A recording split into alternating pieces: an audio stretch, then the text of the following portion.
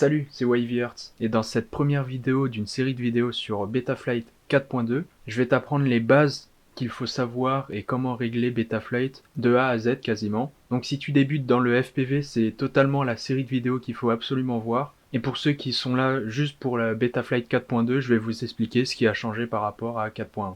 Donc dans cette série de vidéos qui va être une playlist dont je vous mets le lien dans la description ou en fiche comme vous voulez. Je vais vous expliquer en petites vidéos chaque onglet de Betaflight ou ce qu'il y a en rapport, etc.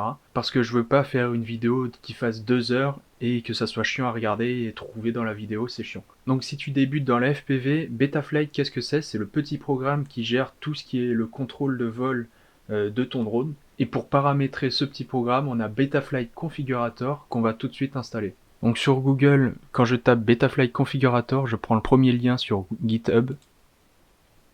On se retrouve sur cette page, on descend plus bas, et là on voit toutes les versions de Betaflight Configurator. Celle qui nous intéresse, c'est Betaflight Configurator Installer 10.7.0 Windows 32. Je clique dessus, ça se télécharge. Une fois que c'est téléchargé, on le lance. On fait suivant, j'accepte. Vous laissez le dossier d'installation, hein, c'est comme vous voulez. Et puis ça s'installe. Une fois l'installation finie, qui dure environ 2 petites minutes, on peut lancer Betaflight Configurator directement. Au lancement de Betaflight, on se retrouve sur cette page et je vous conseille d'installer la dernière version du pilote CP210X si votre PC ne reconnaît pas votre drone quand vous le branchez. Sinon, on peut commencer à brancher l'AFC sur le PC en USB. Ici c'est directement reconnu.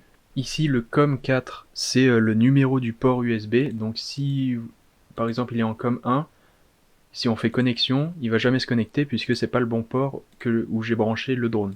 Donc COM4, connexion, on a directement notre drone. On arrive sur toute cette page. Donc une présentation brève sur l'interface de Betaflight. Sur l'onglet installation, on peut voir notre drone si on le penche, etc. Il suit le mouvement. Mais on verra ça plus tard.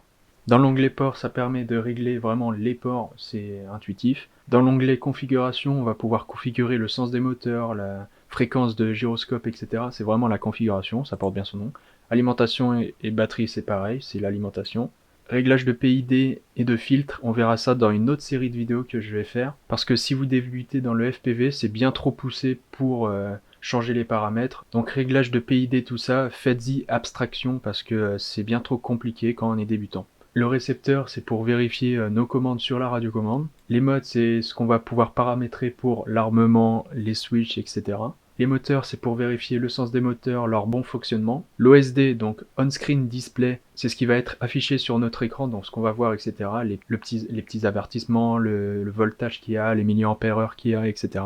L'onglet émetteur vidéo, c'est tout ce qui est VFX Table. J'ai déjà fait une vidéo là-dessus, vous pouvez le retrouver sur la chaîne. Blackbox, c'est la boîte noire, en gros.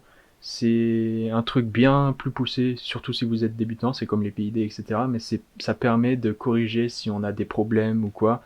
C'est vraiment une boîte noire, quoi. Et pour finir, le CLI, c'est un tableau de commandes. On peut tout faire à partir du CLI. C'est vraiment, on tape des commandes et ça règle notre drone. En haut à droite, on peut activer sur ce bouton le mode expert. C'est pour activer plus d'onglets comme le failsafe, etc. Ajustement, cerveau. C'est si on est bien plus qu'amateur.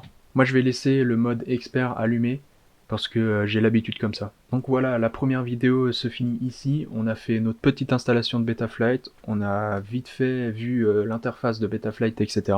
Dans la vidéo suivante, on va voir comment flasher l'AFC en Betaflight 4.2 et tout ce qui est paramétrage mineur juste après l'avoir flashé. Donc on se retrouve tout de suite.